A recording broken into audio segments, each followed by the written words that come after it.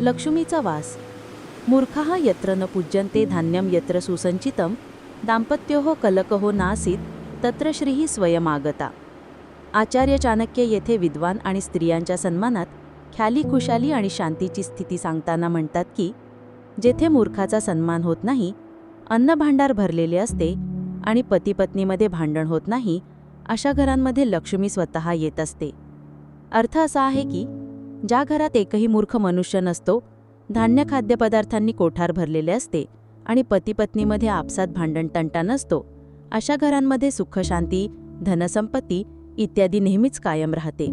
यामुळे असे म्हणता येते की जर देशाची समृद्धी आणि देशवासी लोकांचे समाधान, शोभा आहे, मंगल आहे, तर मूर्खांच्या जागी गुणवंत व्यक्तींचा आदर झाला पाहिजे.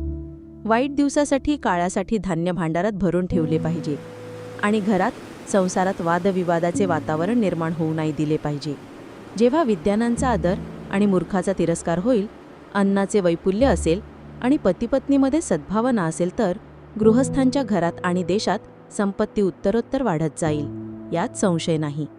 आणि हेच आचरण व्यक्ती आणि उन्नत व प्रगत करण्यात सहाय्यक असेल. हा व्हिडिओ आवडल्यास कृपया लाईक करा, शेअर करा.